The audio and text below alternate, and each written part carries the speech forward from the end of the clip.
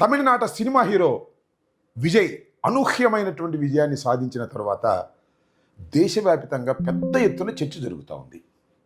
మొదటి అంశం ఏమిటంటే ప్రభుత్వ వ్యతిరేకత బ్యాలెట్లో మాత్రమే కనపడుతుంది. బ్యాలెట్కు ముందు కనిపెట్టడం చాలా కష్టమైనటువంటి పరిస్థితులు ఏర్పడ్డాయి భారతదేశంలో అని. ఎందుకంటే అనేక సర్వే సంస్థలు, పేరు ప్రఖ్యాతులున్న సర్వే సంస్థలు సర్వే చేసినా ఒకటి అరా మినహా ఎవ్వరూ విజయం సాధిస్తాడని చెప్పలేకపోయారు. స్టాలినే విజయం సాధిస్తాడని అనుకున్నారు. ఈ సర్వేలకు భిన్నంగా విజయ్ అనూహ్యమైనటువంటి విజయాన్ని సాధించి ముఖ్యమంత్రి పీఠాన్ని చేరువయ్యారు, అధిరోహించబోతున్నారు. ఇది దేశవ్యాపిత చర్చ. దానితో పాటు ఆంధ్రప్రదేశ్, తెలంగాణలో భిన్నమైన చర్చ జరుగుతూ ఉంది. అదేమిటంటే ఈ రెండు రాష్ట్రాల్లోనూ ప్రభుత్వ వ్యతిరేకత విపరీతంగా పెరిగిపోతుంది కాబట్టి రాబోయే ఎన్నికలు అంటే తెలంగాణలో 2.5 సంవత్సరాల తర్వాత, ఆంధ్రప్రదేశ్లో 3 సంవత్సరాల తర్వాత జరిగే ఎన్నికల్లో ఖచ్చితంగా ఉన్న ప్రభుత్వాలు కూలిపోతాయి, కొత్త ప్రభుత్వాలు అధికారంలోకి వస్తాయి అనేటువంటి జోష్ ప్రతిపక్షాల్లో ఏర్పడింది. దానితో పాటు ఉన్న ప్రభుత్వాల్లో జంక్ ఏర్పడిపోయింది. ముఖ్యంగా కూటమి ప్రభుత్వం కూలిపోయే పరిస్థితి రాబోతున్నది అనేటువంటి సంకేతాలు ఆంధ్రప్రదేశ్లో ఉన్నటువంటి కూటమి సభ్యులందరికీ కూడా అర్థమైపోయి అర్థం కానట్టుగా ఉండేటటువంటి పరిస్థితి చేస్తున్నారు. దీనితో పాటు ఒక విచిత్రమైనటువంటి వాదననండి, విచిత్రమైన చర్చనండి ముఖ్యంగా ఆంధ్రప్రదేశ్లో జరుగుతూ ఉంది. అదేమిటంటే ఎంకిపెళ్ళి సుబ్బి సావుకు వచ్చినట్టుగా విజయ్ గెలుపు పవన్ కళ్యాణ్ గారి మీద విచిత్రమైన విమర్శలు చేసే పరిస్థితికి వచ్చింది. చివరికి ఈ విమర్శలు ఎవరు చేస్తున్నారు అంటే జన సైనికులు, కాపు సోదరులే విమర్శ చేస్తున్నారు, నిట్టూరుస్తున్నారు. విజయ్కు ఉన్నటువంటి ధైర్యం పవన్ కళ్యాణ్ గారికి లేకపోవటం, విజయ్ లాగానే పవన్ కళ్యాణ్ వ్యవహరించి ఉన్నట్లయితే ఒక సుస్థిరమైన నాయకత్వాన్ని ఏర్పరచుకొని ముఖ్యమంత్రి పీఠాన్ని అధిరోహించే దశకు వెళ్ళేవాడని, అలాంటి కార్యక్రమాలు చేయలేకపోయాడని, ఇది చాలా నిరుత్సాహాన్ని కలిగిస్తుందని జన సైనికులే గుసగుసలాడుకుంటున్నటువంటి పరిస్థితి. అసలు మీమ్స్ అయితే చెప్పాల్సిన అవసరం లేదు. పవన్ కళ్యాణ్ గారి మీద వ్యంగ్యంగా సోషల్ మీడియాలో పెద్ద ఎత్తున దుమారం లేపేటటువంటి కార్యక్రమం జరుగుతూ ఉంది. ఇక్కడ జన సైనికులు కానీ, కాపు సోదరులు కానీ, లేకపోతే పవన్ కళ్యాణ్ గారి అభిమానులు కానీ ఒక్క విషయాన్ని మర్చిపోతున్నారు. మనకి భౌతికంగా ఉన్నటువంటి మెటీరియల్స్ ఉంటాయి, గట్టి మెటీరియల్స్ ఉంటాయి, మెథడ్ మెటీరియల్స్ ఉంటాయి. ఒక్కొక్క మెటీరియల్ ఒక్కో రకంగా పనికొస్తుంది. అదేవిధంగా నాయకుల్లో కూడా మెటీరియల్ ఉంటుంది. కొంతమంది చీఫ్ మినిస్టర్ మెటీరియల్ అంటారు.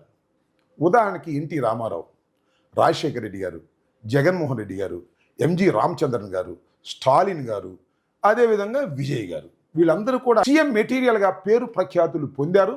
అదే పద్ధతుల్లో ప్రవర్తించారు. అందువలన వాళ్ళు సీఎం పీఠాన్ని అధిరోహించగలిగారు.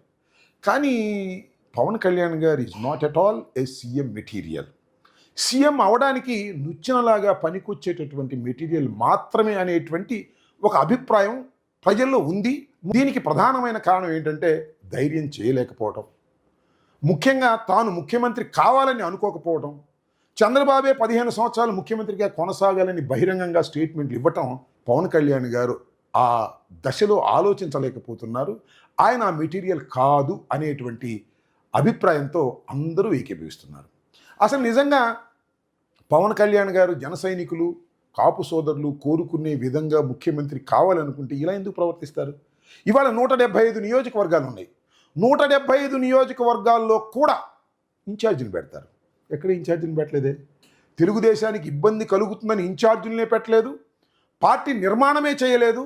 అందువలన ఆయన అసలు ముఖ్యమంత్రి పీఠాన్ని అధిరోహించడం అనేది అసాధ్యమైనటువంటి అంశం అనేటువంటి భావన ఇవాళ దేశవ్యాప్తంగా వ్యాపించింది. దాంతోపాటు స్లోగా ఆయన దగ్గర నుంచి అందరూ దూరం అయ్యేటటువంటి పరిస్థితి ఏర్పడుతుంది. దీన్ని గమనించవలసినటువంటి అవసరం ఉంది. జన సైనికులు నేను ఇలా మాట్లాడితే వారి కోపం రావచ్చు, కానీ ఉన్న వాస్తవాలు ఇవి. ఎప్పటికీ కూడా పవన్ కళ్యాణ్ గారు ముఖ్యమంత్రి పీఠాన్ని అధిరోహించలేరు అనేది ఒక నిశ్చిత అభిప్రాయం. ఎందుకంటే ఆయనే ప్రయత్నం చేయటం లేదు కాబట్టి. ఆయన నిజంగా ప్రయత్నం చేయాలి అనుకుంటే పార్టీ నిర్మాణం చేస్తారు. 175 నియోజకవర్గాల్లోనూ ఇన్ఛార్జీలు పెట్టి వారితో నిరంతరం మాట్లాడతారు. ఎవరైనా పవన్ కళ్యాణ్ గారిని మీరు చంద్రబాబు నాయుడు గారికి ఎందుకని అంత సపోర్ట్ చేస్తున్నారు అంటే పార్టీ నుంచి పొమ్మనేటటువంటి పరిస్థితి ఏర్పడుతూ ఉందంటే నిజంగా తన గొయ్యి తాను తవ్వుకుంటున్నాడు తప్ప తాను అసలు ముఖ్యమంత్రి కావాలని అనుకోవడం లేదు. తానే ముఖ్యమంత్రి కావాలని అనుకున్నప్పుడు మీరందరూ ముఖ్యమంత్రి కావాలని కోరుకోవటం అనేది హాస్యాస్పదంగా ఉంటుంది కదా. దాన్ని ఒకసారి ఆలోచించమని మనవి చేస్తున్నాం. వీరత్వం లేనప్పుడు, సాహసం లేనప్పుడు మనం అనుకున్నటువంటి గోల్ను సాధించలేమనేటువంటి వాస్తవాన్ని ఖచ్చితంగా జన సైనికులు, రాష్ట్ర ప్రజానీకం, ముఖ్యంగా కాపు సోదరులు తెలుసుకోవాలని ఈ సందర్భంగా నేను మనవి చేస్తూ, పవన్ కళ్యాణ్ గారిని మనం ఎన్ని విమర్శించినా కూడా అవన్నీ అర్థం లేని విమర్శలు. కారణం, తానే ముఖ్యమంత్రి కావాలని తానే అనుకున్నప్పుడు మీరందరూ అనుకుని ఏమి ప్రయోజనమో ఒక్కసారి ఆత్మవిమర్శ చేసుకోవాల్సిందిగా మిమ్మల్ని అందరినీ హృదయపూర్వకంగా కోరుతున్నాను. ధన్యవాదాలు.